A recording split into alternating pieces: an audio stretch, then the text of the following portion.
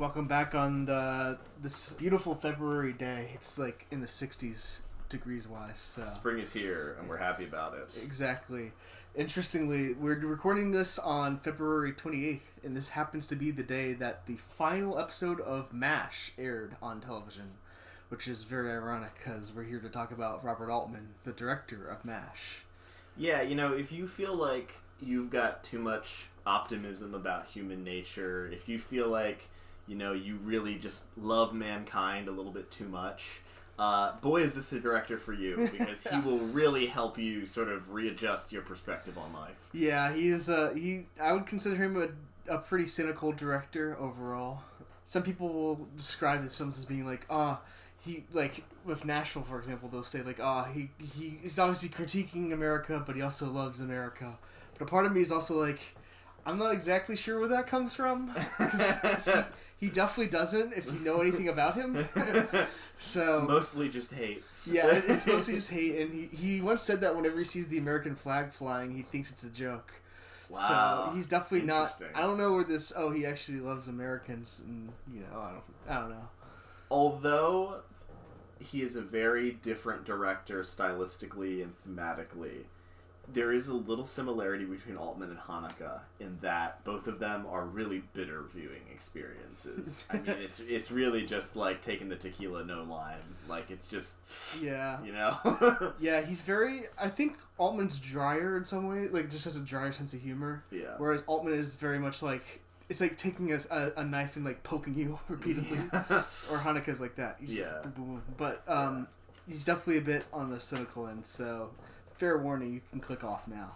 Maybe before we get into the films a little bit, I had an idea for like something, maybe an interesting way to introduce these director conversations, which would be, I'm just curious, like, if you could say a little bit about your history with Altman, maybe. Like, what do you feel like your trajectory of your relationship with him? Because I'm seeing all these movies for the first time, so I'm coming in pretty fresh here. But you have a longer history with him, and so I'm kind of curious how you feel like your relationship with him as a filmmaker has evolved. That's an interesting question. So the first time I watched an Altman film, it was McCabe Mrs. Miller.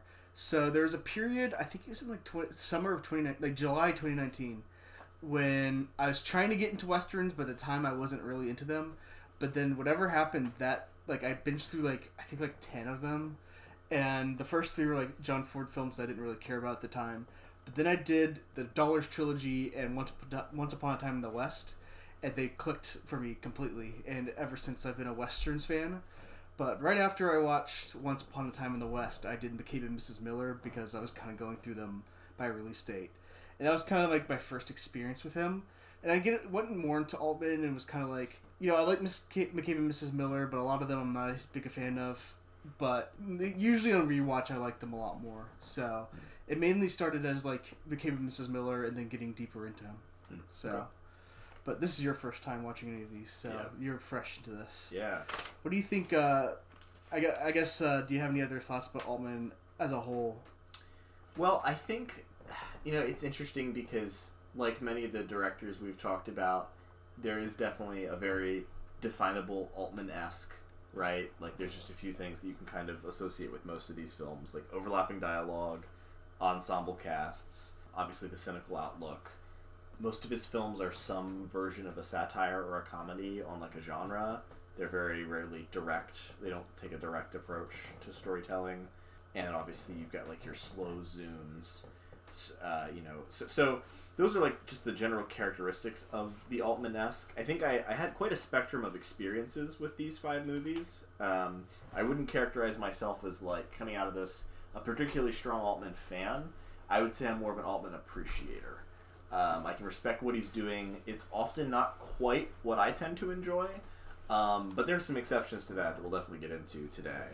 But at the same time, like, it's not like I thought any of these were bad movies. Like, these are all, like, pretty strong movies, and I can totally understand why someone would like them, because on a technical level, he just doesn't... I mean, he can be challenging in terms of the overlapping dialogue, but he rarely does something wrong. Yeah. At least in these 5 that we watched, which are maybe some of his more uncontroverted classics. But yeah, he does have some that are a bit more off the rails, so to speak, but these are all pretty much considered like successful Altman joints. Yeah. if I had to like define him or kind of like characterize him, he's kind of, if you think about like descriptive versus prescriptive, I would put him pretty firmly into the descriptive camp. And that's not to say he doesn't have points to make, but just the way he approaches his films is that he kind of just like, if you think of the director as like a god, he's kind of like a deist god, where he just kind of sets the movie in motion. He just kind of like he winds up the world and then he just films whatever's going on. And that's kind of how it feels. And that's not fully accurate. Like, obviously, you have to tell a story to some degree.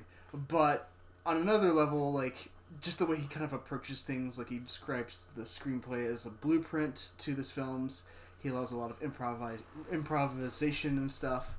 So a lot of it is just kind of like off the cuff to some degree, or very improvisational.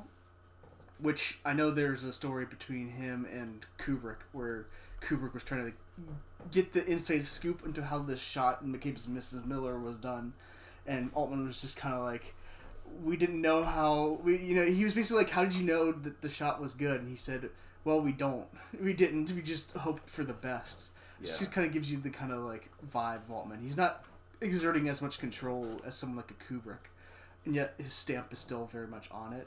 Yeah. I kind of think of him almost like his films are almost shot like documentaries. They're not obviously documentaries, and there's a lot of fiction in them, but that's kind of like how I feel the vibe is supposed to be. And that's also why, like, he subverts genre. He's more about, like, these characters would develop in this way naturally, as opposed to, okay, this is the genre, Yeah. So that's the general gist I get from him. I like that. He's a deist. He's not a deist, but no. He's a deist director. Yeah. I like that framing. So, but okay. So since we're recording this on such a consequential day for this media franchise, we're gonna start with MASH. It came out in 1970, and neither of us actually grew up on this show. I grew up on a lot of like 60s shows, so this was a little bit after that. But I know you were watching I Love Lucy and stuff, and maybe like Andy Griffith. But yeah, I was aware of MASH because both at my parents' house and at my grandparents' house, the TV was always set to like some sort of classics TV station. So I grew up on a lot of older TV, but for whatever reason, this and a lot of Western TV shows would always get turned off. I guess maybe my parents thought they were like too violent or the content was too edgy. But even my grandpa would turn MASH off, even though he would watch Westerns, which I think is interesting. He was never really interested in MASH. Yeah, I watched a couple of the Western shows. I wasn't really into Westerns at the time, but I know my mom was not allowed to watch them when she was a kid because they were too violent. And I don't know. I don't think I was allowed to watch MASH, but I'm not exactly sure why. I just haven't really bothered, so I haven't really I haven't investigated it all that much. So, but I have seen the movie twice, and the movie, from what I hear, is significantly nastier than the show. Just in general, it's this very dark comedy, and I think that kind of sell the point is that the theme song has lyrics, and the name of it is "Suicide is Painless." So, clearly we're dealing with something that is a bit nastier than what TV would allow. So that theme song, was that used to the TV show as well, or just for the movie? An instrumental of it was. Interesting. Okay, so it was the same song, but people didn't know what the content not necessarily. Unless you watched the movie, I guess. But, yeah. So, I assume if you grew up in the movie, or the show, but not the movie, you wouldn't know anything about that song. So. Yeah, the lyrics are very explicit, too. Oh, yeah. That's what it's about. Yeah. Oh, definitely. Yeah. What do you think of MASH? I'm very curious to hear your thoughts on this, because this is your first time. So I'm coming into this super fresh, because I watched this morning, actually. Overall, I thought it was an interesting depiction of how Americans are almost always doing something silly while their country is busy bombing someone else, like recording a podcast. Yes, exactly. We are not immune to this criticism. I didn't love it. It's definitely not one of my favorites of the ones we watched, but I also did not hate it as much as I thought that I might. I would say it was like a solid 7 out of 10 for me. I thought parts of it were actually really funny. I thought a lot of the arc with the painless Pole, the dentist, who becomes convinced that he's gay and wants to kill himself. Yes. I thought a lot of that was pretty funny. I mean, it's edgy in today's context, obviously. But let me tell you about that scene. When I first watched that, I did not realize the black capsule was a sleeping pill. I was like overwhelmed because I thought he was actually going to kill himself. I was like, wow. But then he was like walking out fine normally, and I was like, oh, I definitely missed something there. Yeah, I sort of thought it was going to be a diuretic and he was going to like piss himself or shit himself or something. So I was surprised it actually didn't go even nastier than it did, to be honest with you. There's definitely stuff in it that doesn't land today, like the scene where they like expose the woman who's showering was just like, it's not funny, like it's just too much, it's over the top. It's uncomfortable and it doesn't really work. But to the extent that I had criticisms, it was more, it had more to do with the pacing of the story than it did with the comedy, which I know is what tends to throw people off. I think people are being a little oversensitive if their criticism is, if their criticism is a lot of this humor is kind of insensitive or these characters are assholes, because I don't think we're intended to be laughing with them in most cases. I think we're intended to be laughing at them. Yes. Which is very different. The joke is not that they call the star football player a racist name. Yeah. The joke is when someone asks him why he's called that, he says, "Oh, well, because I threw javelin in high school." It's like, that's the reason why they call him that. Sure, right? Like, So I did appreciate its kind of like anti-war narratives and its general satire of like, maybe not everything going on in the military is actually so great.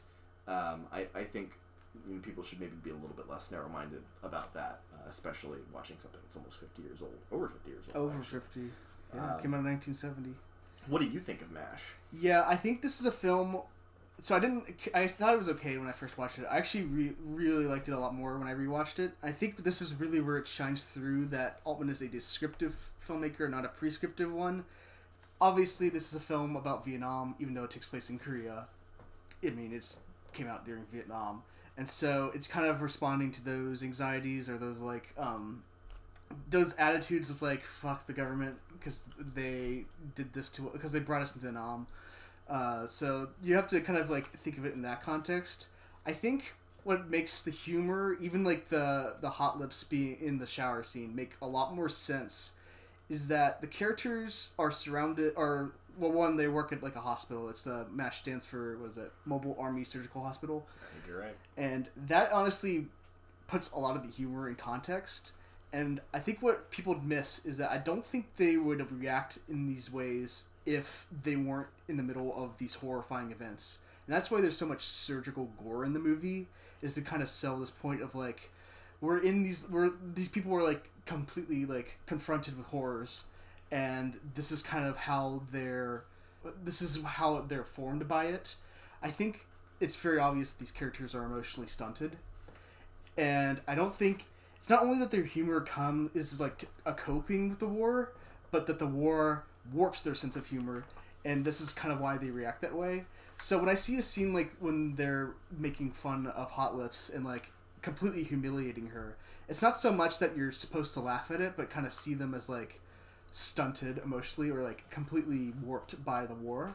And there is stuff that is definitely funny in there, in the movie in general, but on some level, like the humor is just like completely broken in a way that is very disturbing, but I think makes sense if you think of it in the context of their surgeons and they see these horrifying things. I think that shines through, especially in the scene with the Lord's Supper / suicide scene, because on some level it's very perverse and it's just kind of like very dark imagery, but also in a very strange and indirect way. They're doing this because they see that their friend has a problem and they want to help him. They basically see that this guy has lost the will to live and they want to give it to him back. So in a weird way, it's kind of like a strange act of love that is just expressed in like a very counterintuitive way, in my opinion.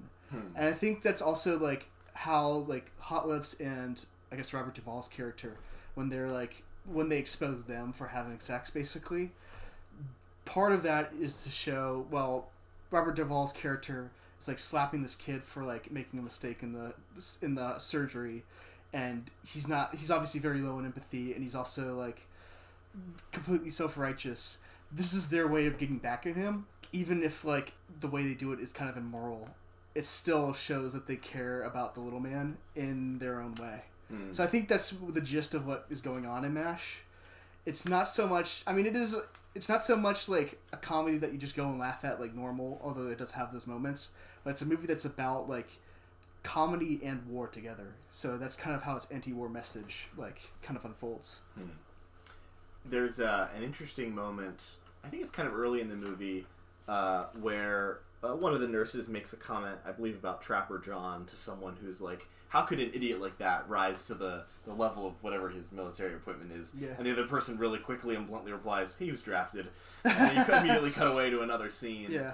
Which kind of takes me to maybe like a question I have for you, or maybe it's just a way we kind of view this film a little bit differently. I sort of took a lot of the humor to be more in the level of disconnection these characters seem to have from the conflict. So, like, in a lot of ways, it's like, my God, man, there is a war on right now, and you are, snooping around Japan trying to find someone to have sex with, or you're, like, playing golf. And so in a lot of ways, I almost took it to be a satire on, like, America's penchant for getting involved in foreign conflicts that are very removed from the interests of most of the people that actually wind up getting, like, physically involved in them, the people that get drafted and sent to the location. And so kind of poking fun at the idea of, like, oh, like, we're doing something very heroic and important in Korea, when most of the people there are just goofing around, which I think is definitely a kind of a different narrative than the one that you just pulled out of it. So I'm kind of curious what you make of that. Like, do you think, is there actually some commonality between those perspectives, or like... Yeah, I think there is. I think that's all true. What I think is the missing link is that Robert Duvall's character kind of represents the part that's like, no, you actually gotta care. Or like, not just him, but Hot Lips as well. Mm-hmm. Whereas these characters are just kind of like, I mean, they're kind of forced to do their job on some level, but they also are like that. They also are clearly reacting against like something that is fundamentally like wrong in their eyes in the sight of their like authority figures. Mm-hmm. So it's like anti-authoritarian. Even you see that with like when they're in Japan, they like try to save this kid or whatever who's like a baby, and like the hospital's like, you can't do that. He's not an American soldier. Get the fuck out of here. And then they gas the general. Yeah, that's kind of their way of saying "fuck you." We're going to do this anyway. Yeah. Which I think what you're saying is like, what I'm trying to say is the way that they express things is weird. Mm-hmm. Whereas what you're saying is what they're exactly expressing. If that makes sense. Yeah, I guess I almost took an even more cynical message out of it, where it was sort of like the thing that jumped out to me that I thought was really funny, in particular in the Painless Pole arc, is the very beginning of it, where it's something has gone wrong with him. The doctor or the priest comes and hints to the doctor. It's like, I can't really tell you what it is, but he didn't care about poker last night, so it's important. And so he goes in, and the guy is like, yeah, so I couldn't get it up with this girl last night, and despite my 3 fiancés back in the United States, I have concluded that I must be gay, and I must therefore kill myself. Yes. And what's funny about that is, like, to your point, like, the emotional stuntedness of, like, having one instance of erectile dysfunction yeah. and concluding, like, oh, like, I must be gay, and I have to kill myself. Yes, this is the only reaction. There is an extreme immaturity there that, to me, makes the character so off-putting that it's, like, fine to laugh at him wanting to kill himself. Yeah. Because he's an emotional imbecile, right? Yeah. Like, he has 3 fiancés back in the United States that he's stringing along. Like, he's not a sympathetic character, and so you're kind of given permission to laugh at him wanting to kill himself because he's an idiot and he's like terrible to people.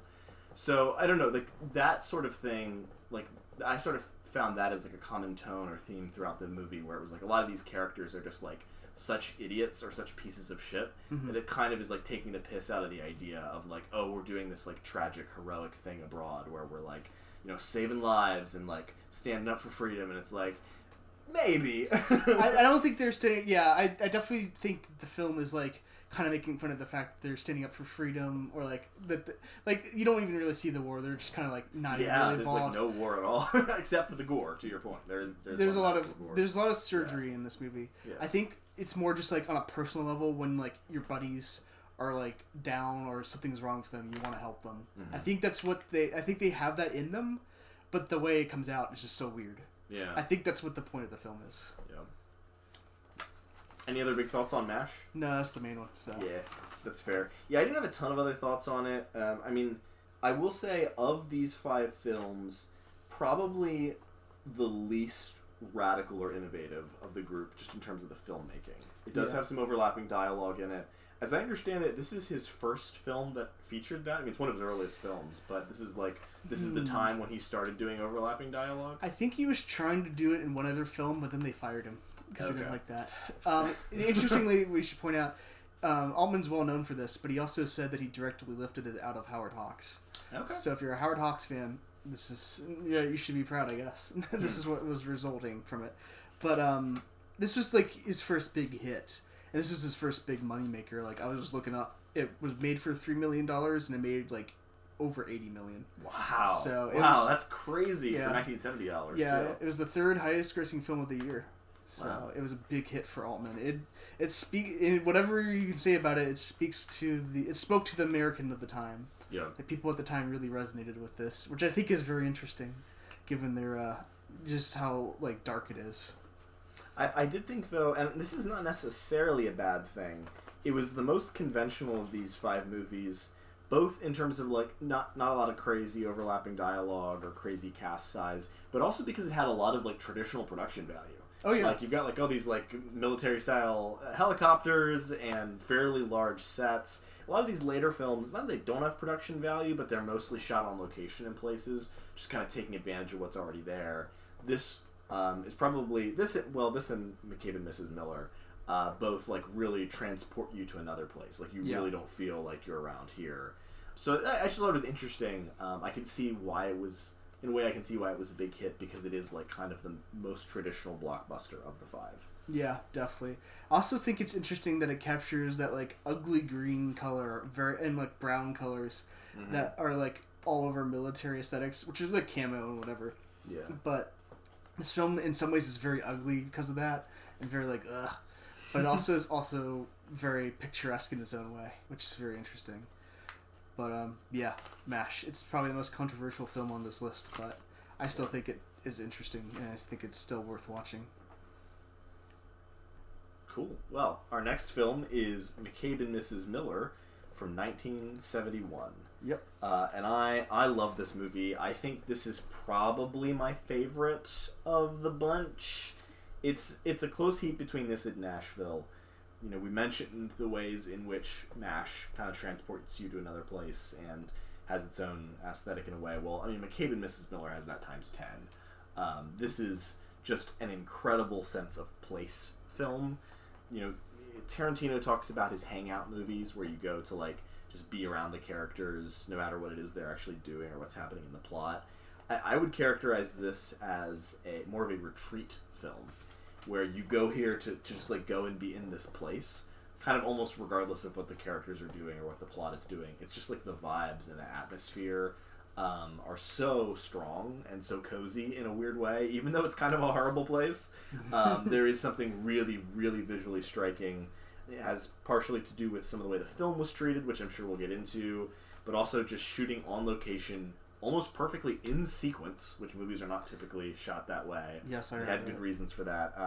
And it's a really, really cool atmospheric piece. And I know you're a fan of this movie as well. Yeah, I would venture to say this is easily my top like 15 films of all time, maybe top 10 potentially. I really, really adore this film. I think, well, obviously I saw this when I was doing the revisionist Western stuff, so that's kind of part of it. Like, there's a bit of nostalgia for that. Did you love it even then? Like, you knew then, like, this is one of my favorite movies? No, it took the second watch to really, like, click for me. Okay. But it's such an anti-John Ford film.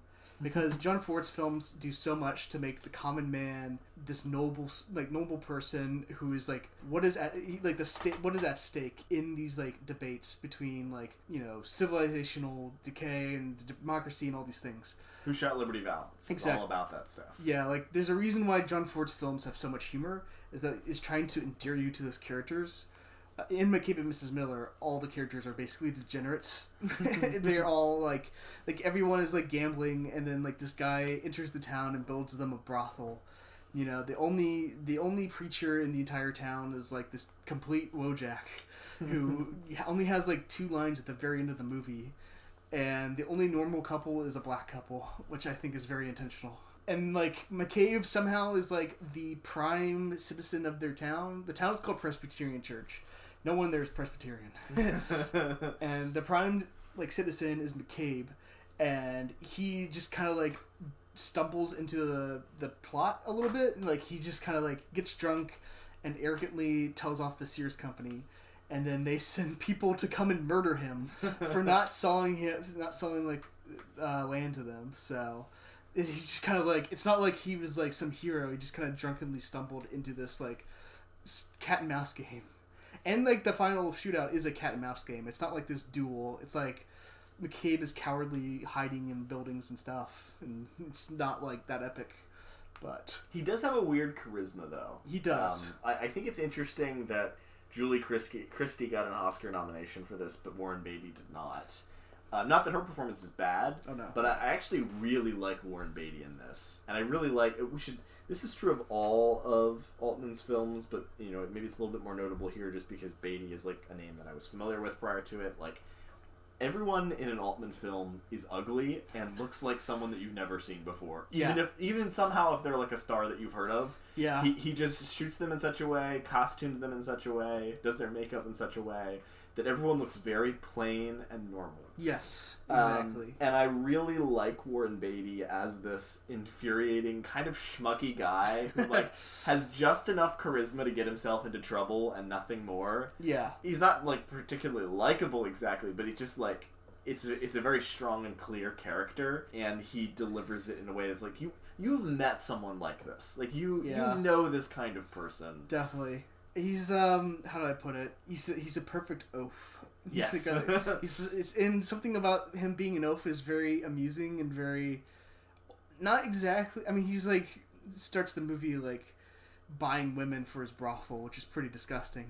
But there is kind of like I don't know, like he has a nice smile or something. I don't exactly know. He's terrible, but he's entertaining to watch. Exactly. Which is what you need because I mean.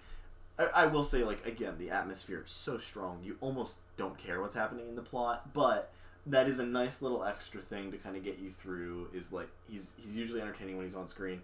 And then also, like, his interesting with Julie Christie's character, Mrs. Miller, is kind of fascinating in a way, too.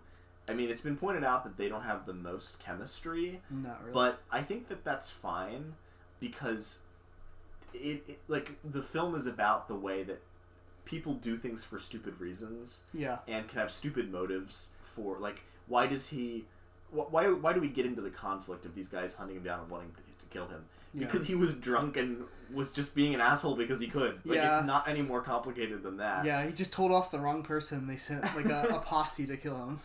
And very similarly, his relationship with Mrs. Miller is like, I mean, he still pays to have sex with her. Like they're not a couple per se. But she is the only person in the town who like is kind of looking out for him unselfishly just a little bit. Like she does kind of warn him like, hey, like what you're doing here is like probably not going to end well. Like you should probably just agree to sell to these guys. And that's enough for just a little kernel of something human to be in here, and you know just keep it not so intolerable that you don't want to be in the picture. At least for me. Yeah, no, I agree. That said, as much as the plot and characters are interesting, what really sells the film is the world. That's really not just like the characters and like how the town goes, although that's a big part of it that I'll come back to in a second. But just the way it looks and just kind of like how immersive it is really is what takes this film to the next level. We briefly mentioned like some of the filming techniques. So basically what they did with the film is once they did the film, they would flash the film negative. So usually you want to keep film negatives in the dark completely so that it could be developed because the light will damage it. But what they did is that they exposed it intentionally to light to give it kind of this older feeling of like an old picture, and almost like a daguerreotype in a way. Exactly. And it gives this film a beautiful antique vibe. It really like it makes it feel rainier and muddier and like grosser, but also it's just kind of beautiful to watch.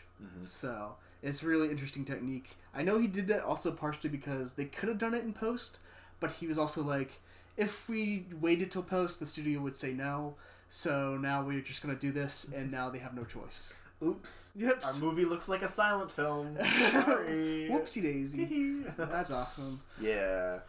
So that's one aspect of it, but then also, I mean, this movie contains one of my favorite things in movies. I never get enough of it, which is real weather. Yes. Like unsimulated, actual snow. I mean, there's some simulated snow in some scenes to like maintain continuity. Yes. But they're actually waiting around in real snow that fell on the set. Correct. By the end of the film. Yeah.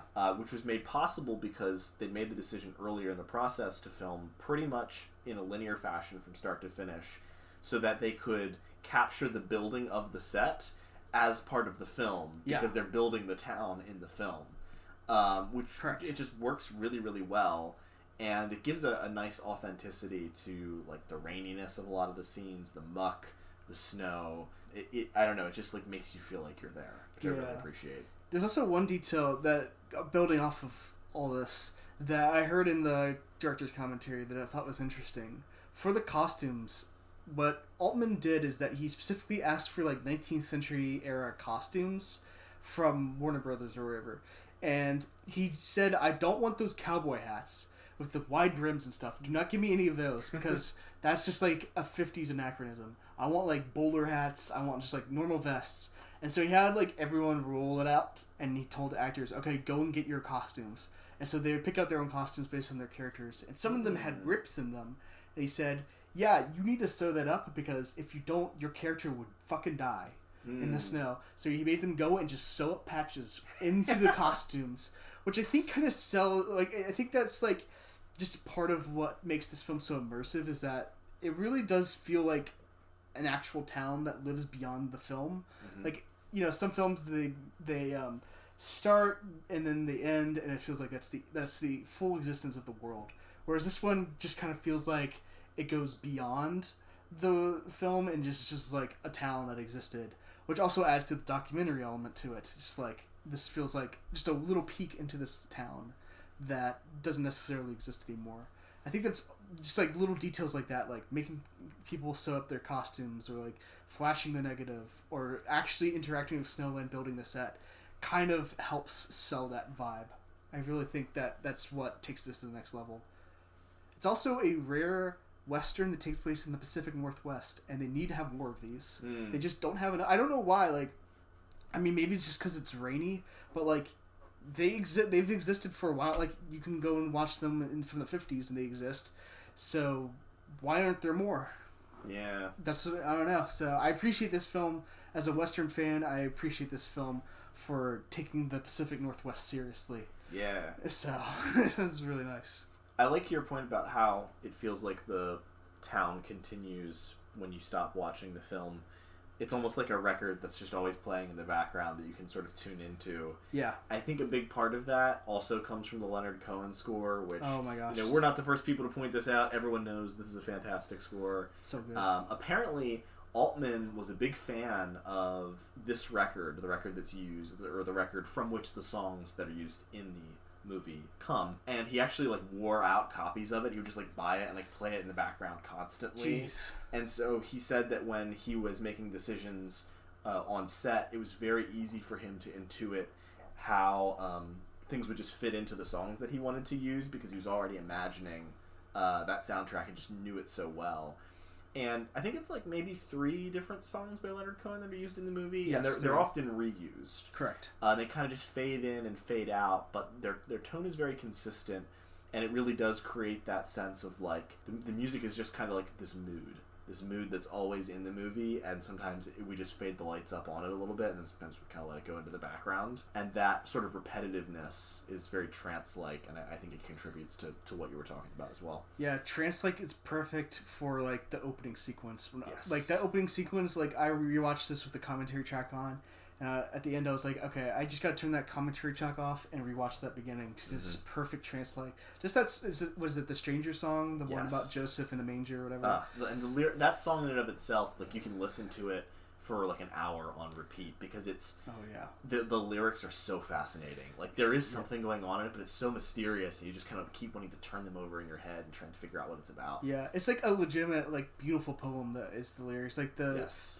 that one lyric about how the road behind him is like a trail of smoke going up behind his shoulder. Yes, that's such a good image. That's like beautiful. Yes. So the music, like besides also being it's just like perfectly stripped down to just a guitar, and that also adds to the rustic feeling of the Western, which is just like so good. Like it's not, like most Westerns from before that had like either Aaron Copland music basically, or it was like these big like Sergio Leone like spaghetti Western like whips being flown, that sort of thing. Just these over the top operatic things. Very movie like movies. Yeah, this one feels very stripped down and rustic and just trance-like and beautiful. Yep. That's what I love about it. Yep.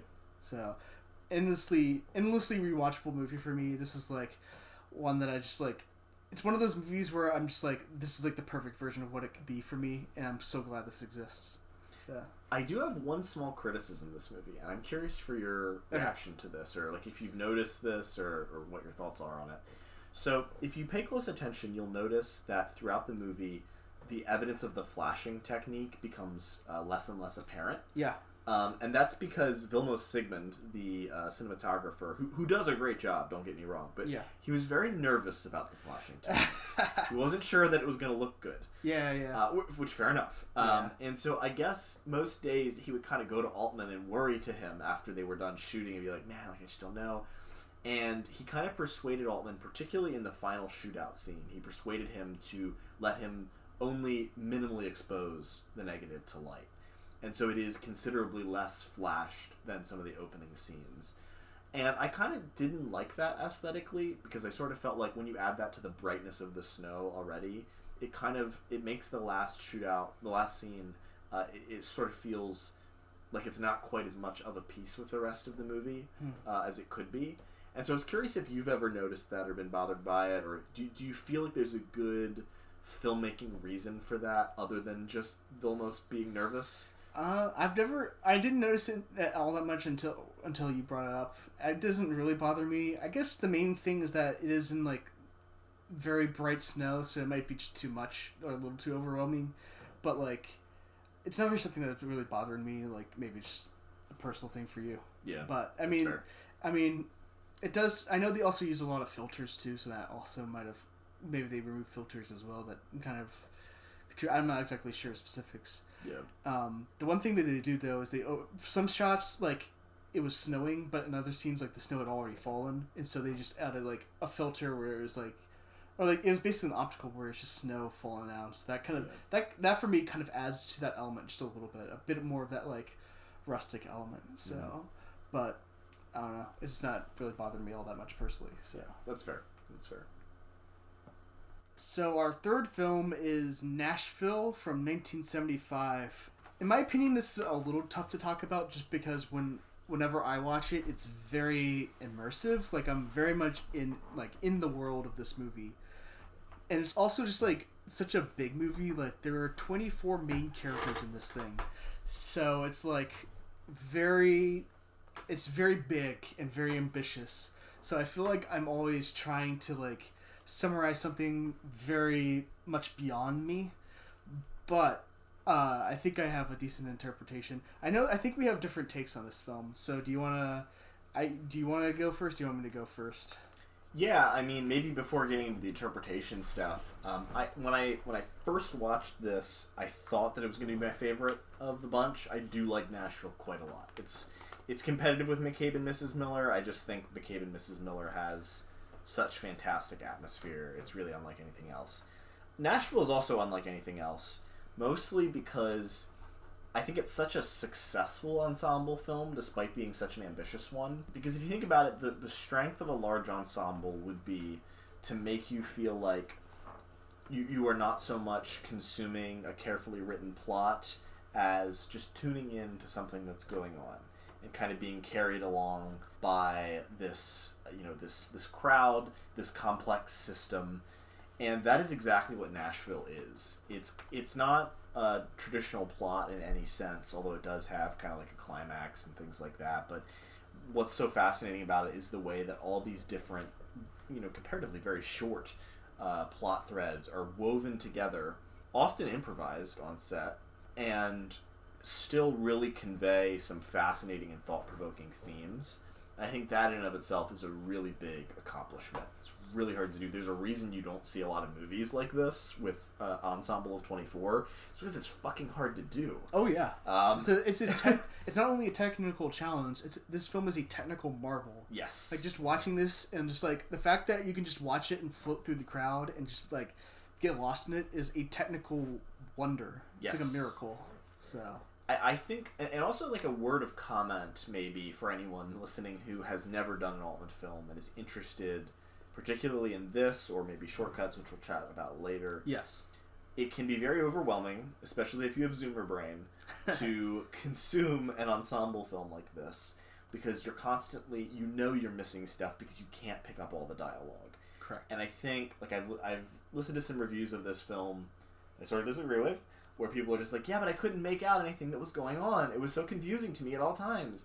And my advice would be go in and release yourself from the usual expectation of I need to pay attention and grasp like character names, details of their background.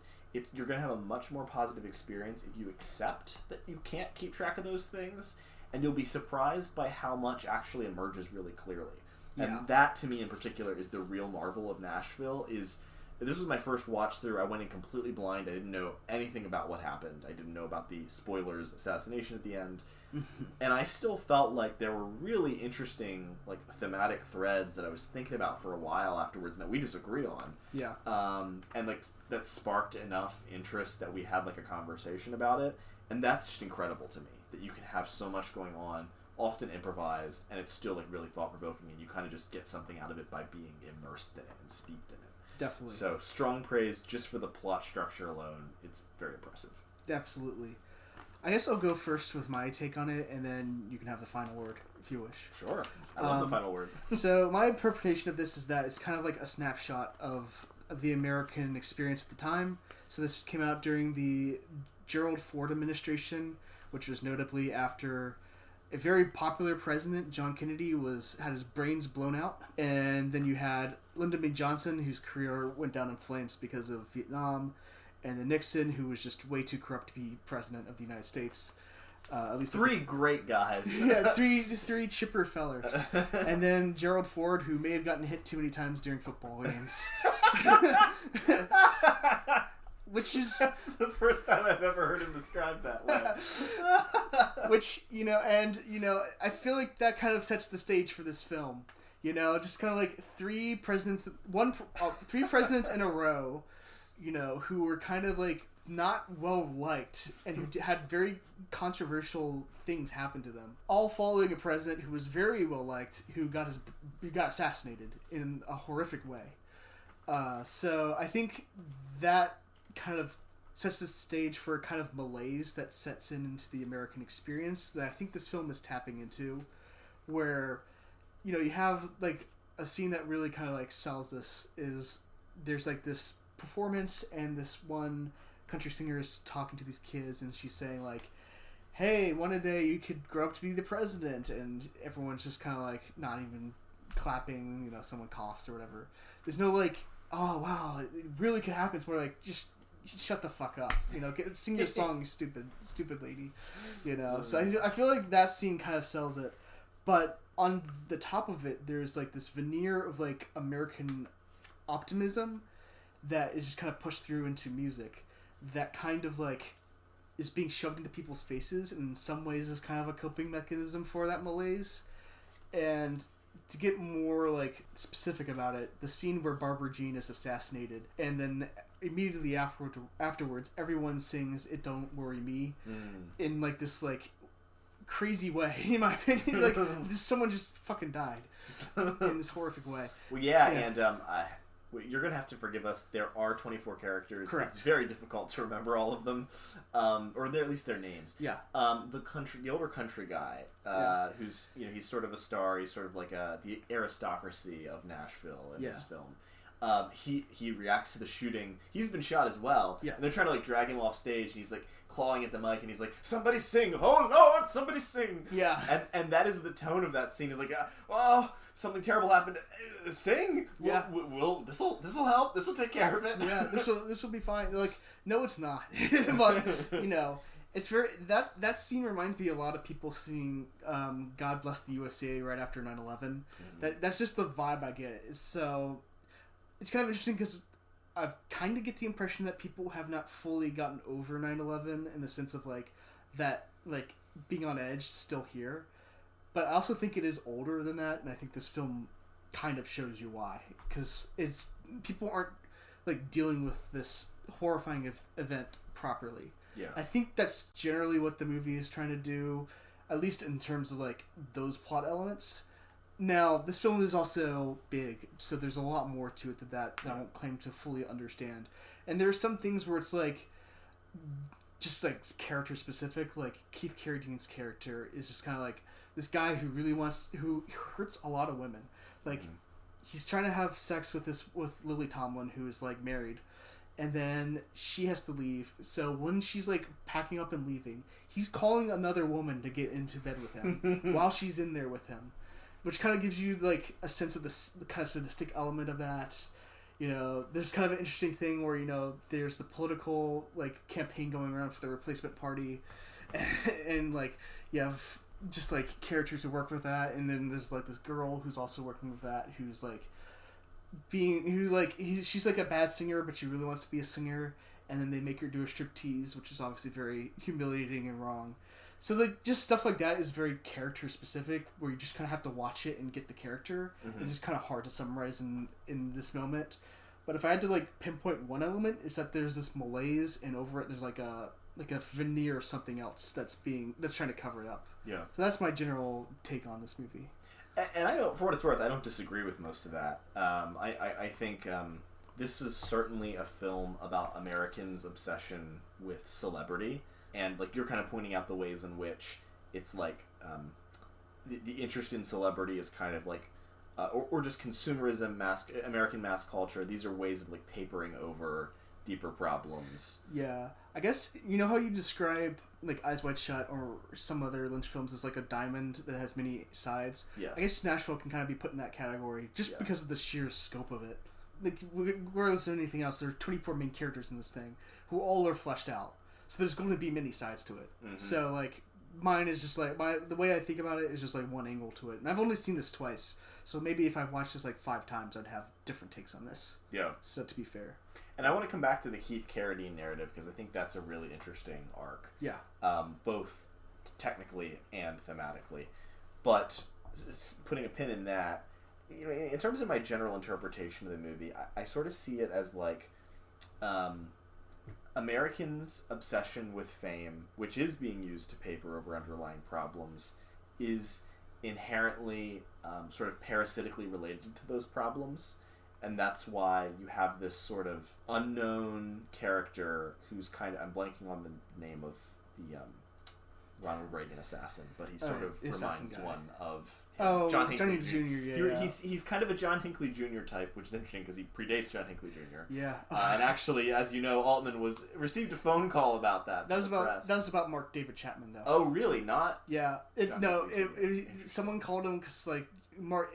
If you're a Zoomer and you don't know who Mark David Chapman is, look it up. But basically, he just called up about it and said, "All right, do you feel responsible for this guy?" And Altman said, "No. In fact, you should have heeded my warning."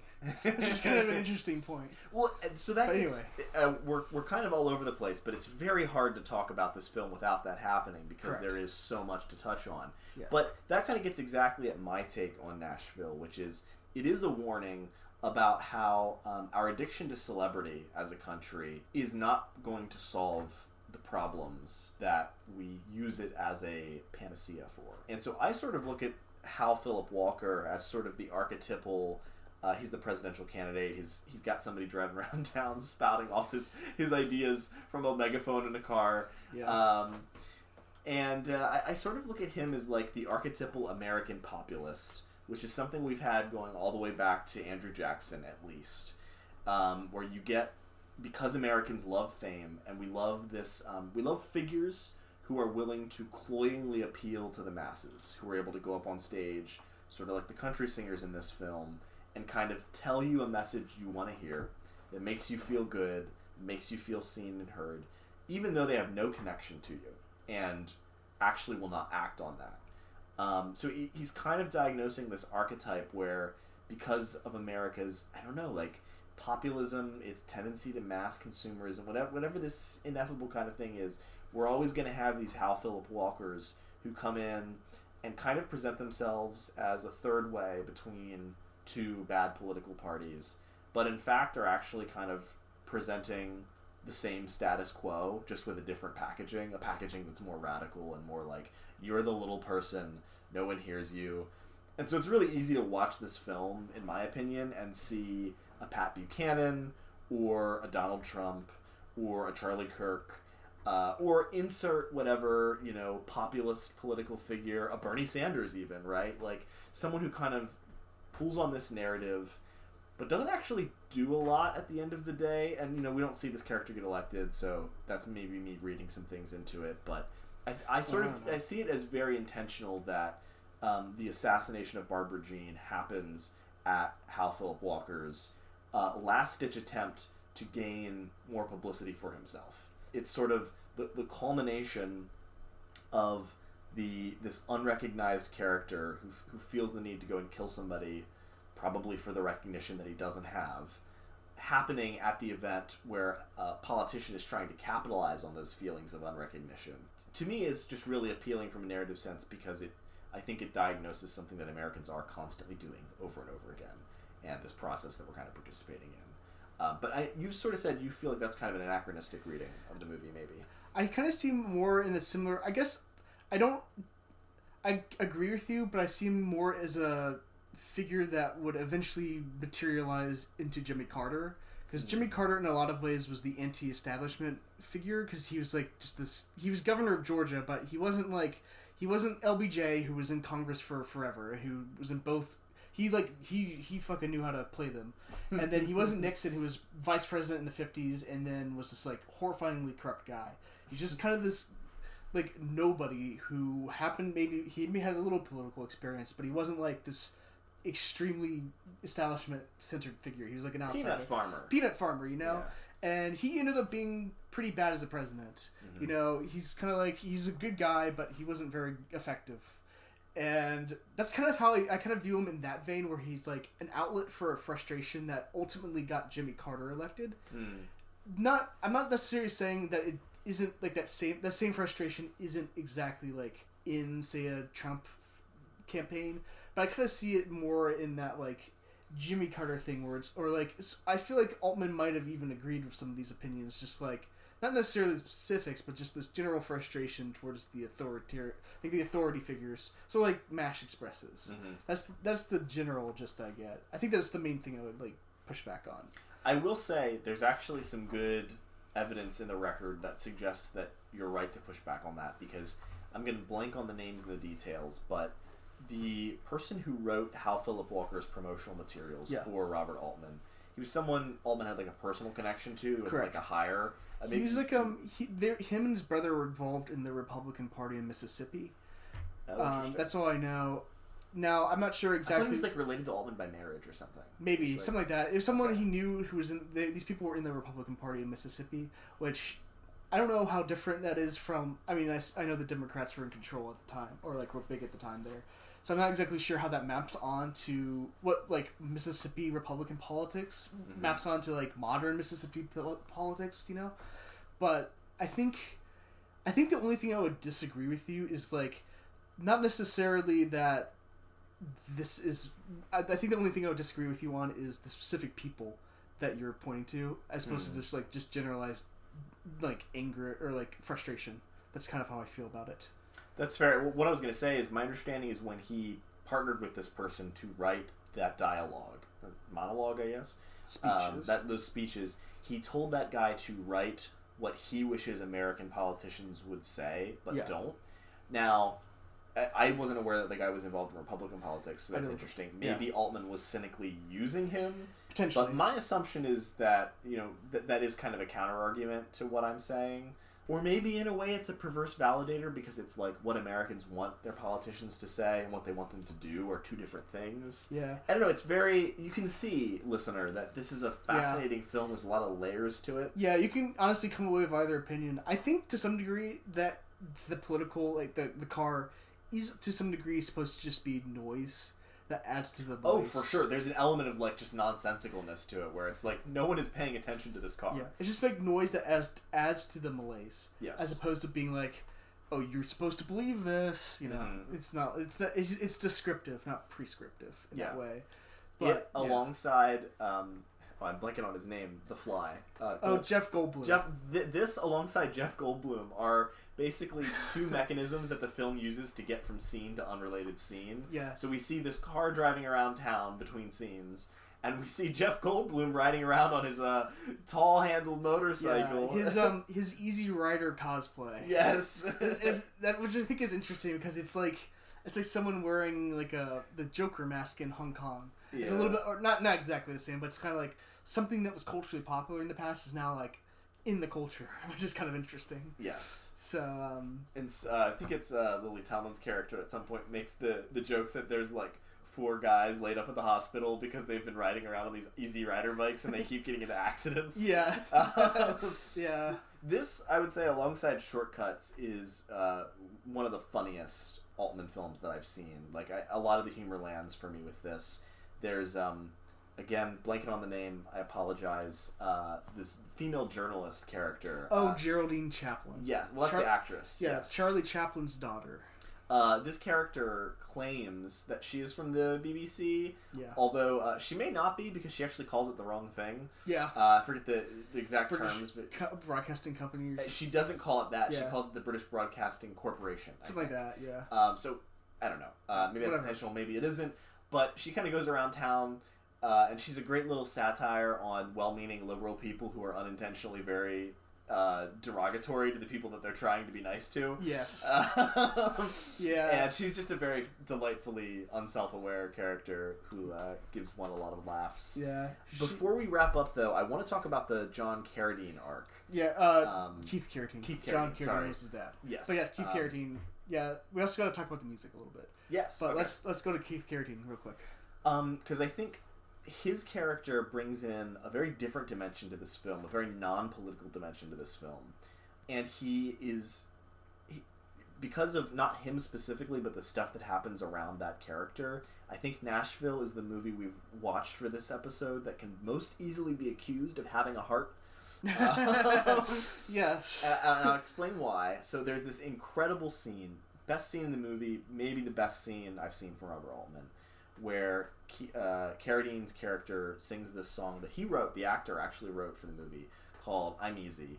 And it's a really fascinating performance because Carradine has talked about how basically he didn't want to play this character, he didn't like the character, and he almost backed out. And Altman basically, he wouldn't let him back out, and he also basically, he kind of just gave him a hard time about the character. He refused to give him any acting advice. Whenever Carradine would go to him and be like, how should I handle this or that, Altman would just kind of be like, I don't know, like, just do it. Yeah, just be an asshole, like, I don't care. And looking back on the film, there's a great interview with Carradine where he talks about this. He realizes that when you watch this character, it looks like someone who doesn't like themselves very much, because he didn't like playing the character. Nice. And it works so well. Like, before even seeing that interview, that was the exact impression I had of the character, where it's like, like, he's this playboy who, like, isn't very satisfied with who he actually is. And it's just, the body language just communicates it so clearly.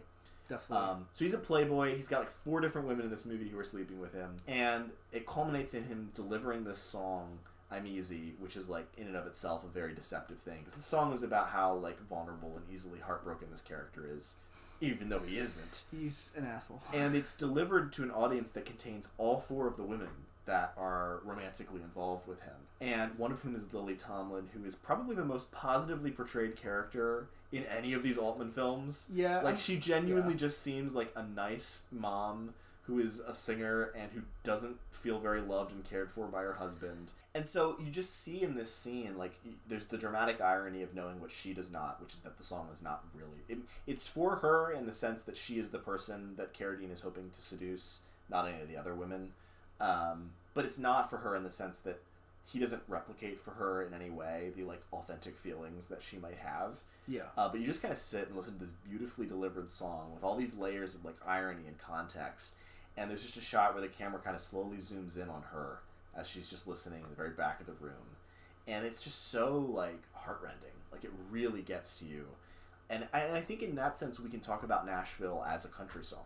Yeah. Right? Like, it does take something from the country genre that is not purely cynical, in that it is about those classic themes of unrequited love and heartbreak, and the person I care about doesn't feel the same way as me, so I'm back on the road again. Yeah. There is an actually not entirely sardonic vein of that in this movie that's just kind of like there. And that's probably why I like the movie a little bit more than some of the other ones. Fair enough. Because I enjoy that sort of thing. No, that makes sense. No, yeah. Sorry, that was a very long tirade. No, that was great. Also, it goes back to the fact that the music in this movie is terrific. Like, yes. The movie is a country song, and it has many country songs in it, and all of them are awesome. They're terrific. I'm Easy is really good. The one they do right before that, which I never remember the name of, but it's the three of them.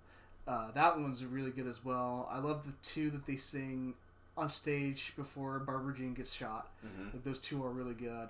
Just like, honestly, if you hate Nashville and don't want to do anything else, at least listen to the music. Like, it's just like such a good album, and like I listen to it all the time. Yep. You know, even though I'm not like a huge country fan, like I like country, but it's not like my go-to. I still love this. This is like terrific music.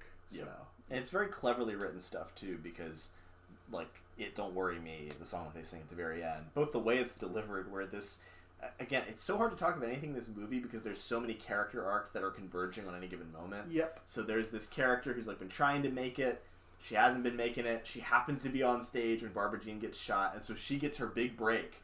Yeah. In this terrible way. And it turns out she can sing really well. Yeah. Although she kind of loses her mind while she's singing the song. Like, she has a great voice, but she starts just kind of like yelping and going crazy. Yeah, she does seem a little like she seems a little unhinged in a small way. Yes. So like if she was like mentally straight, she'd be like a perfect singer. Yes. She's like the mirror of the character who thinks she's a good singer but isn't, and winds up getting humiliated. Exactly. But just that song is like a great song. The lyrics match the scene, and then the way it's delivered is very like kind of unsettling. It's like it's a little creepy and strange. Oh yeah. So yeah, I feel like I've been all over the place with this one, but it's hard not to be, and you kind of just gotta love the chaos of Nashville. You kind of just gotta embrace it. You have to be okay with that. You have to be okay with a little controlled chaos. Yeah. So, but if you're able to watch it, I know it's hard to find, but you can get it on the Internet Archive, so there's no excuse. If you are so inclined, you should definitely watch this movie. It is very rewarding, just amazing technical feat from one of the best directors, in my opinion. Yep. So. Okay, so the next one. So if you think about it, this next one, the main character is a little bit like Keith Carradine, because Keith Carradine is. He's got 4 women. He's kind of a player, so to speak. So this next one... I see what you did there. Yeah, you see? The next one is The Player from 1992. This was Robert Altman's comeback film after his career was thrown in the gutter by Popeye. The incident. The anathema he received for the 80s and the early 90s. But this was his film that brought him back into the Hollywood sphere. This was like a rousing success for him. And it's a film about Hollywood. It's a film about movies, and it's kind of like a thriller, but it subverts the thriller in that it's really about office politics. That's really what this movie's about. Yeah, fair. But it is a Hollywood thriller and it functions like one. So, what did you think of The Player? I liked The Player. I think this introduces Tim Robbins, who will also appear in Shortcuts. And I think is actually a little bit better used in Shortcuts, but he's a good actor, and Altman understands how to use him well for comedic purposes because he has a very punchable face. Yes. And he plays very punchable characters. Exactly. And, so I respected that casting. I think the movie, to the extent that it works for me, works in large part because of Robbins. There's a lot of things I respected about The Player, but it didn't quite resonate with me in the same way that some of the other movies on this list did. I kind of found myself appreciating it from afar. I don't have a very articulate criticism of it in any particular way.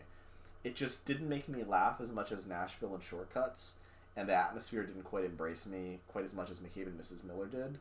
But that's not like a criticism of the movie. It's like very tightly made.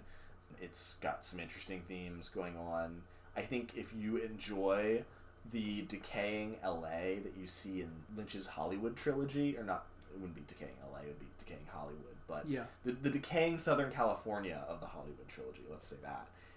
This will probably be appealing to you because it's in a similar vein. Not as obviously surreal or Lynchian as those movies would be, but definitely has the same like sleazy execs, unfortunate female characters who are definitely being taken advantage of. 100%. And just a general sense of creeping murderousness lurking beneath the shadows. Yes, exactly. Yeah, I think I like this movie. It's not... I liked it better, I liked it a lot the first time, not as much the second time, and then we watched it for a third time, and I actually liked it back again. So it's a good movie, and it's one I'd be happily revisit.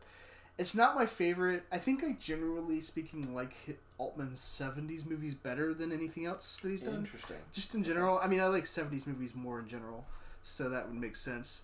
But I think the one thing about The Player that hasn't exactly aged well is that it kind of relies, in a small way, it relies on the mystique of Hollywood that just doesn't exist anymore.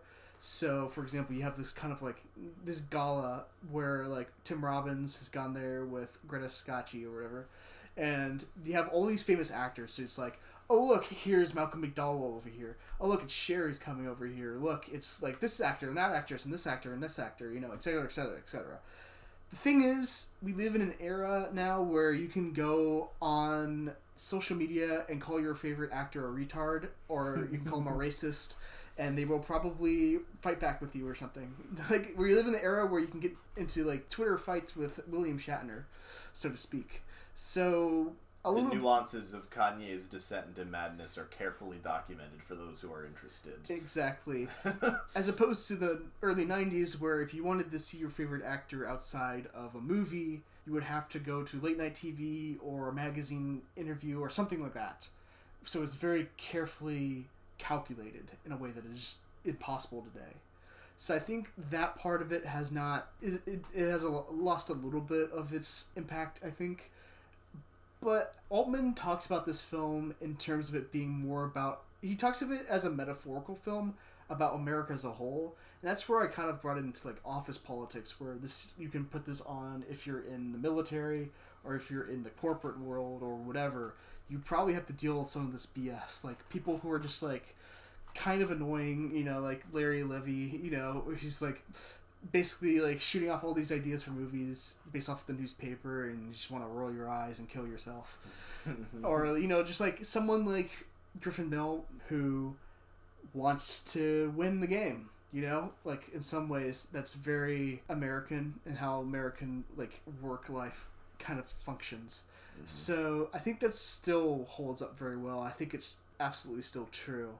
What's interesting is that the film, in my opinion, has a very similar attitude to movies as like one of those Wes Craven films from the 90s. So like New Nightmare or Scream, where it's very self-referential and kind of winking at you in an ironic way. But what makes The Player different is that it does it in a way that kind of exposes the vapidness of Hollywood as opposed to just being vapid itself. Mm-hmm. And... you know, at the very end, the ending is happy, but it's very ironic. Like, he gets away with murder. Like, they can't pin it on him because the witness is blind, basically. And he gets away with it. And what's interesting about that is that, on some level, he's gained the whole world, but he lost his soul. Yep. So, it's like the pinnacle of his greed. He won, but he's a soulless hack. Mm-hmm. Which I think makes that happy ending very ironic and a little bitter. So, yep. It almost feels like a movie that's like making you like it more than you. At least in my opinion, it kind of like bullies you into liking it, or kind of forces you into a position where you're like identifying with this main character, or like you're enjoying the thriller elements, even though it's like you know you're being manipulated into it, and the film is telling you that. Yeah. Which I think is very interesting and gives it a much more bitter tone than like Scream or something. Yeah. Could you talk a little bit about the ways in which this is self-referential, like specific instances of that? They're kind of similar to Scream. Yeah, so I think like they'll make like references to the posters. Like I mean, like in Scream they'll make reference to like, oh, they're watching the slasher and it's like Halloween. The guy's like, no, you gotta look behind you, while the killer in Scream is like Ghostface is right behind him. Right. You know, stuff like that. Like kind of winky wink. You know. Yeah. But this one it has like they'll have like pans into posters that'll say like the worst murder of them all, or like whatever, you know, or they'll have like famous actors just like in certain roles, and like they'll have just like famous actors playing themselves. Like Jack Lemmon's in this. You have Jeff Goldblum again. You got Cher. You've got Malcolm McDowell. You know, all these famous people. It also just like plays around, like it's just like trying to communicate to you this is a movie. It's trying to be metatextual in that way. So that's the main way. Like it's not like trying to like immerse you in the same way that like a Nashville would. It's trying to like like scream at you this is a movie. That's the main like self-referential element to it. It is like the most 90s thing you will ever see, which was also a note that I wrote down on the Shortcuts opener, not to get ahead of ourselves, but the font in that, my god, it's like the 90s made manifest. Exactly. These are very 90s movies, which I think is interesting. Yeah, these are very 90s movies, but they're also very Altman. Yes. Which is like the three we just talked about are very 70s, but also very Altman, which I think is very compelling. Yeah, I don't have a ton to add on the player other than a note of just like appreciation for the filmmaking. There's obviously the much talked about Warner at the beginning that's fairly long and complicated to have pulled off. Yeah, another self-referential thing, something that's like, this is a movie. Yes. You know? Yeah. And then there's also just one shot in particular that sticks in my mind after he's drowned the man he thinks is sending him threatening letters in an inch of water. He steps back and they're positioned directly below a red neon sign, such that the water that the guy's body is in is illuminated bright red, so it looks like blood, even though it isn't. Yeah. And that's the precise... That lighting lines up at the precise moment where Tim Robbins' character realizes that the guy is actually dead and not just lying there. Yeah. I just remember thinking, this is smart. This is like visually communicative. Like, I love this. Yeah, it's put together very well, and it's like... It's very clear. It's like trying to be very explicit with what it's doing to some degree, but it is still very smart. Mm-hmm. I think that's what makes it work. I will say, I was watching the commentary track for this, the Criterion one, and Greta Stacchi. So Altman was talking about Greta Stacchi's character as though she was mainly a figment of Griffin Mill's character's imagination, or like she wasn't a real character, but like an imaginary person. Which I thought was kind of strange because I've never picked up on that. I've never like come close to picking up on that before. Yeah, it makes sense because she kind of plays into all his fantasies very well. But I don't know. I'm not sure how to feel about that. It's not clear that the reason she would play into his fantasies is because she isn't real versus this movie is a heightened reality in which unrealistic things happen. Correct. Yeah. Maybe that's just Altman's interpretation of this, but. I don't know. I did not pick up on that at all when I was watching this. So I do think that speaks to. I mean, as long as Altman wasn't like joking when he was saying that, like I don't think he was. It does speak to the level at which, even though these movies are often improvised with the actors, there's a big difference between improvised and like genuinely unstructured or lacking in like a plot or a theme or like a theory about what you're trying to do. Correct. And I think that's an important criticism that Altman should be insulated from, because I've heard some other reviewers make these criticisms of Nashville, for example. And I really just disagree. It's not that he's just like plotlessly throwing spaghetti at the wall and like letting it land. He is the anti-Kubrick in that he is very willing to be hands-off and not control what his actors and collaborators are doing. But that doesn't mean that nothing's happening. Correct. And just the fact that he has that like headcanon about like what that character represents, like, or the fact that he wants to talk about that in a commentary track, like, suggests the level of like analysis and like careful planning that is going into these really complicated ensembles, which I think is just hard for people to accept. That something so like complicated and improvised could also have some structure to it. It's like, yeah, that's like why it's good. Like that's the impressive part. And to be clear, when he talks about the screenplay being a blueprint, there's still a blueprint. Like you don't just build a house without a blueprint. Yeah. But he's like he'll let actors make up their own dialogue or like stuff like that. But you still have to kind of tell the story. So it's not just like completely nonsensical. Like it's not like one of those. It's not like Jackson Pollock. You know. It's closer to Picasso. Yeah. So to speak. Yes. All right, our final film is Shortcuts from 1993. Yep, and this is similar to Nashville in that it has 22 characters, so slightly less impressive, but still an insane... A paltry showing. Yeah, just pretty weak sauce, honestly. But still, like, jokes aside, this is still extremely impressive filmmaking. Like, this is another, like, massive ensemble where all the characters are pretty much fleshed out, and you really get a sense of, like, who they are, and, like, all their arcs combined in such an interesting yarn. Mm-hmm. So, like, just as good as Nashville in that regard. Although I like Nashville better because I generally like 70s movies better. Yep. So, but yeah, what did you think? This is your first time watching this, I know. Yes, I liked Shortcuts a lot. From a humor perspective, it was my favorite of the 5 films. I laughed a lot during Shortcuts. Okay. I don't know if it was just... I mean, this wasn't true for MASH because I watched MASH last, and I laughed at some things. But maybe I was just getting more used to his style of humor, and like maybe if I rewatched Nashville, I would find it even funnier. But Shortcuts is really funny to me. There's just a lot of like... I don't know, like a deadpan humor where people are doing over-the-top things in a really dry way, and it lands well. I mentioned Tim Robbins is great in this. He's not the star, or not even one of the main characters of this. Yeah. Well, there are like 22 main characters. So. There are 20. He gets a little bit less screen time, is what I'm getting at. Exactly. But he plays like the world's worst cop. He's very entertaining. He intentionally gives away the family dog by just leaving it in the street. He just like it's too loud. Yeah, he doesn't like it. He's annoyed, so he gets rid of it. After he gets back together with his wife, he then goes and finds a similar looking dog and takes it from a bunch of kids. Yeah, he just like walks to this kid's porch. He's like petting his dog, and he just grabs his dog and is like walking away with it. It's like it's not your dog. He at no point, despite multiple crimes occurring in this movie, despite multiple murders in this movie, exactly, he never even begins to solve a crime.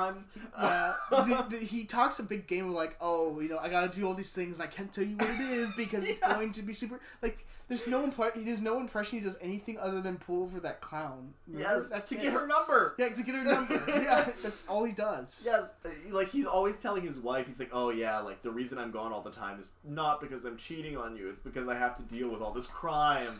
He never deals with crime at all. Yeah, it's pretty bad. In the climactic scene of the movie, which spoilers is an earthquake, he's like outside on their back porch yelling at the earthquake through a megaphone while his family cowers in the house. Yeah, exactly. He's a fantastic character. He's very, very stupid and funny, and I enjoy that kind of writing a lot. Another funny arc of this movie, we talked previously about the trouble with Harry as the anti-Twin Peaks. Yeah. But I take it all back, because actually Shortcuts is the anti-Twin Peaks. Because this movie also features discovery of a body, but it's the discovery of a dead young woman in the water. Her treatment could not be any different from Laura Palmer's. Oh, it's pretty bad. They basically just like... they piss on her. Yeah, they piss on her. They fish. That's how they find her. Yeah, they don't even report her for like 3 or 4 days. And they like continue to fish. And what's interesting is that they have this corpse here that's theoretically rotting. But they continue to do their fishing. They catch their fish. And later they eat the fish in the movie. Yes. Like you fucking clowns. Everyone in this movie is horrible. They're terrible. Yes. But for whatever reason, I found a lot of the way it was delivered, like, it really clicked for me as just like, we're laughing at these people. Like, of course. This is horrific. Like, in the same way that Twin Peaks is deeply moving, and you've got that scene of like the one friend like crying, running through the lobby of the school. Yeah. Like, this is the precise inverse of this, where it's like, this person has died and no one cares, and they cannot even be bothered to report her corpse to the police. Yeah. Because they want to fish. And the police cannot be bothered to deal with this crime. The police, they're too busy cheating on their wives. Literally do not solve a crime in the movie, despite lots of them happening. Exactly. Yeah. That's crazy. I could just go on like listing jokes from this movie that I thought were funny. Yeah. But what is your take on Shortcuts? Yeah, I was mainly honing in, because I've seen this twice too. I was mainly honing in on one element to this that I think is a very common theme in all of these films that we've talked about and other Altman films that I've seen as well. I haven't seen all of his films, he has a lot, but I've seen a number of them. And so there's a storyline with Lily Tomlin again, who's also great in this. So many amazing performances. Terrific, yeah. She accidentally hits a kid with her car. And the kid goes back home and ultimately has to go to the hospital. And he ultimately passes away, which causes grief for his parents, obviously. But then you have this other part where the neighbor hears that the kid has died and is trying to tell her mom. And her mom's just like completely not empathetic at all. Mm-hmm. And so this girl goes and commits suicide. She like gasses up her, she turns the car on with the garage down, whatever. And then her mom has all this grief, which I think is kind of interesting because that hit and run was kind of like it had a domino effect. It seemed like it wasn't that big a deal at the time, but it ultimately caused at least 2 people to die, and it caused 3 people a lot of grief. But Lily Tomlin's character ends the movie happy. Like, she's with Tom Waits. She's getting back with Tom Waits. They're, like, laughing and all these things. He's saying Tom Waits things to her. Yes, exactly. Like, baby. Yeah, this is the big one, baby. Exactly. Which I think is kind of interesting because I think in all these films, in a lot of Altman films, there's kind of this attitude that life goes on even at the expense of other people. I think that's kind of the gist about, like, life goes on even with, like, Hot Lips, for example, where she's like horrifyingly like treated, but then she's like a cheerleader now, and she's like clearly not the same person, and it's very disturbing. Or like McCabe Mrs. Miller, how the town is just like trying to put out the flames of this church, even though there's like this gunfight going on, and life just kind of goes on with them. Like life goes on with when Barbara Jean is assassinated, they sing their song, and then the player, the main character murders a guy, but he gets away with murder, and he wins the day. And in the same way of Shortcuts, on some level, life just keeps going on, even with these horrific things happening. Like, obviously the kid dies, but Lily Tomlin's life keeps going on. You have, like, the corpse, like, obviously someone just died, but their life just keeps going on. It's like, didn't really affect them that much. Even though Chris Penn is a murderer, after this earthquake, his life keeps going on, and it's like everything's back to normal. I think that's, in general, the gist of Altman's films, and there are other films that kind of go into this as well. But that's kind of like what I was honing in on in Shortcuts specifically. Now there's, like, Nashville, there's a lot more to this movie, and we can get to some of that, more of that in a bit, but that's like the main thing that I was kind of picking up on with this. Wow, that is a fantastic summary. I had not thought through that, but I love that. I totally agree. I definitely see that thread. Thank you. You mentioned the end sequence, which I want to bring up because I've really hit hard the comedy of this movie because I did find it very funny, but I thought the end sequence, I'm really persuading myself that I love this film. Because I thought the end sequence was a really impressive technical accomplishment from a storytelling perspective, which is not always something I think is Altman's strongest suit. But it's really strong here because that end sequence during the earthquake, it gives us a denouement for a bunch of different threads. And in, 2 minutes, however long that lasts, we see some really funny stuff and some really disturbing stuff. And none of the tones of those things really counteract or cancel out the other things. Like the shot that I mentioned where Tim Robbins is shouting at the earthquake to stop through his megaphone is very funny. And then, maybe 1 or 2 edits later, we are seeing the mom of the cellist in, a genuinely chilling shot where she's, half-heartedly re-singing a song that she sang earlier in the movie. She's just found her daughter's corpse, and she's just kind of, in shock over it and just, bawling and, a little insane.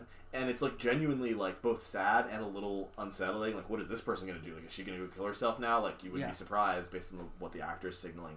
And then you also get the, thrilling and disturbing action of Penn's character losing his mind and just killing this girl, which is, sort of like a thriller kind of thread. Yeah. And you kind of get the climactic thriller moment there. And so you've got all these different things happening at the same time, united by this common bizarre experience of the earthquake. And as the viewer, I did not find myself... It didn't feel inappropriate.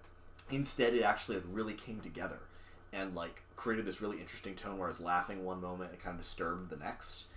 And so that, I think, is another of the strongest... that and, maybe the singing of I'm Easy in Nashville. 2 of the strongest scenes from these films. Because they really managed to do something complicated.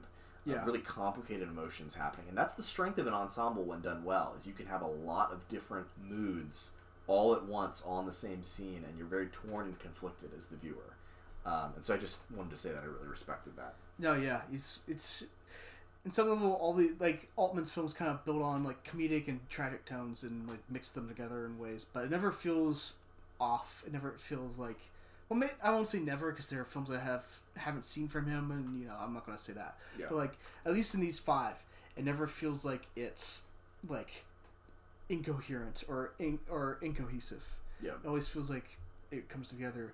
Now here's an interesting thing, because how do you think this compares to Magnolia? Because people tend to compare these two films. Do you think they're comparable? Do you think it's not really, what do you think about that? I really think that people are overselling the comparison. Okay. I mean, yes, they are both ensemble films. Yes, PTA knew Altman and worked with him. Yes. And yes, they both are set in... Magnolia's in SoCal, right? It's in LA. Okay, yeah, so they're both set in LA, and they both end with a weird cataclysm. Yes. I think most of the similarities kind of end there, to be honest with you. Like, well, both of them have Julianne Moore. Both, yeah, okay, sure. That's the big ticket. Yeah, and it's like, those are kind of superficial comparisons, because I think tonally these movies are really different. Oh, they're very different. Like, if you think that PTA is, like, somehow being, like, cynical or negative in Magnolia, like, watch a fucking Altman movie. Like, it makes him look like the biggest humanist ever. Yeah, watch Shortcuts. It makes PTA look like a real lover of human life. Yes, exactly. And that was really striking to me, is, like, Magnolia kind of has this tone to me. I don't know if we've talked about Magnolia on here. I have a lot of thoughts about Magnolia. I think it's an imperfect movie that does some things well. And the tone I kind of get from that is more like, look at human fragility and the difficulty of being a good person in an environment where it's so hard to understand how the consequences of what your actions, what they will be. And that's kind of what it's trying to pull out, is like unintended consequences are constantly something we wrestle with. And it's hard for people to really be virtuous and good, as ignorant as we are. And sort of, you should feel bad for people and be sympathetic to them. Yeah. Shortcuts is much more like the usual Altman fare that you just talked about. Like, life goes on, and people don't really care about what happens to each other. Yeah. And are usually would optimize in favor of enjoying their fishing trip over trying to get a murder solved. Yeah.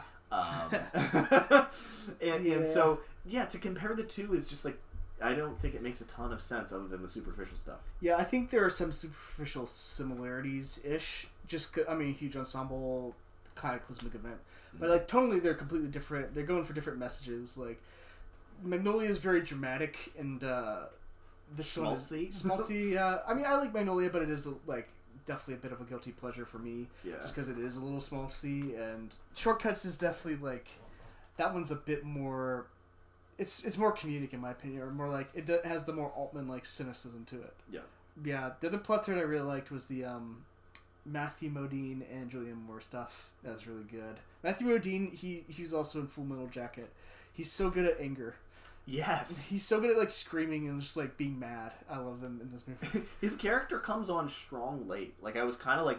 He was kind of like a forgettable character for a lot of us. Like, oh, that's right, she has a husband. And then at the end, all of a sudden, he just, like, loses his mind. It's very entertaining. Yeah. He's also the doctor who's taking care of that kid, and he's just kind of like, he'll be fine. You just gotta wait for him to heal. And like, whatever. Yeah, I did laugh at, not at the end when the child dies, but the initial when he's first hospitalized, and he's just, like, so unhelpful. Yeah. He's just like, yeah, I don't really know why he's still in a coma, to be honest, but it's probably the best thing for him. It's yeah. Like, what are you talking about? You can get him out of there, you yeah. idiot. Yeah. Also, I'm glad that Jack Lemmon gets to get in this movie. I don't know if you know much about Jack Lemmon. I don't. He was in, like, he's in, like, comedies mainly from, like, the 50s and 60s. He plays the grandfather of the kid. Okay. He was in, like, Some Like It Hot and The Apartment, which are both by Billy Wilder. Okay. And he's a great comedic actor, but he does a great job in this as, like, the grandfather who's kind of like, he's kind of a, I don't know, he's kind of, like, lost his edge a little bit, but he also is, like, trauma dumping on his son when his son is, like, dealing with his own son dying, you know? Yeah, that's a very odd scene where he's just going on at length about how, you know how we had our own tragic car accident experience, son? Yeah. Well, during that, I was having an affair. Great timing. It's just like, don't tell me this. This is very upsetting. Yeah, definitely. It's also interesting about the hospital how they have that one other, like, kid who's like he's like also in a coma, but he gets healed, and, like, Jack Lemmon is talking to the dad, and dad's like, I'm so glad you've been a great guy. Like, it's a positive experience. In the next room, that Jack Lemmon's grandson is dying. Yep. So interesting life goes on. You know? Yep. Very, very curious. I already alluded to it somewhat, but what is Sean Penn's brother's name? Chris Penn. Chris Penn. his character arc, again, kind of comes on strong at the end. Like, he sort of seems like maybe a less important character, but then, like, becomes viscerally important at the very conclusion. And I just thought that was extremely well structured. Yeah. Like, you keep getting these scenes of him looking, like, enviously and longingly at his wife, who's a phone sex worker, while she's doing her phone sex in front of the kids. Played by Jennifer Jason Leigh. Yes, the iconic Jennifer Jason Leigh, who, again, I don't always like her as an actress, but she's very good in this. So many great performances, so many, like... You forget that she's Jennifer Jason Leigh. You know, it's like, although she's in a ton of stuff, I've seen her in a bunch of things, I just see her as this character. Same thing for Julianne Moore. Like, Altman is extremely good at taking even recognizable actors and, like, allowing them to give a performance that is so strong that you really forget who they are and you really see their talents. Yeah, Robert Downey Jr.'s in this, and he blends in. Frances McDormand's in this. She blends in. Peter Gallagher's back from The Player. Yep. He's in this. He does a good job. Although I feel like Peter Gallagher in this movie is just an extension of his character in The Player a little bit. It's just like, if that the studio executive, like, if habeas corpus had just gone wrong, this is what he would be like. It's really not that different, you know? Yeah. Which is like, apparently he's a nice guy, so it's kind of weird that he got a lot of sleazeballs, but... Yeah. But yeah, no, what was it? Oh, just Chris Penn's arc. I just love the way it, like, all of a sudden comes out in this, like, disturbing act of violence at the end. That it's never heavy-handed about the fact that that's where it's going. You almost kind of feel bad for him a little bit for a lot of the movie, where you're like, this is a tough situation, like, and then the interaction with those girls that he, spoiler, winds up murdering one of them. It did something that I often find thrillers have a hard time executing for me, where it's like, I felt like something was wrong, but the movie was constantly one step ahead of me, and I was like, okay, like, maybe they're gonna, like, sexually assault them, like, something is wrong in this scene, and then it just goes in a direction that you don't expect. He just fucking kills her. Yeah, he, like, straight up murders her. He's lucky that he's next to, like, lucky in a sense of, like, getting away with it. Yeah. Lucky in the Altman cynical sense. Yeah, he's lucky in the sense that he was next to this, like, mountain or, like, rock, or big, like, huge rock thing, and then the rocks came and fell on her. Mm-hmm. Or fell near them, so he had plausible deniability. During the earthquake, yeah. Exactly. But just the structure of that, it made that a very disturbing climactic end to that story. Yes. In a way that it wasn't anticipating. And I thought that was well structured. Yeah, definitely. Now this is a really, another diamond, you know, lots of sides to this one, so... Yep. Okay, I think that's it. I think so. Thanks for tuning in. Hopefully next time we'll have another director, so... And remember, if you have faith in humanity, you shouldn't.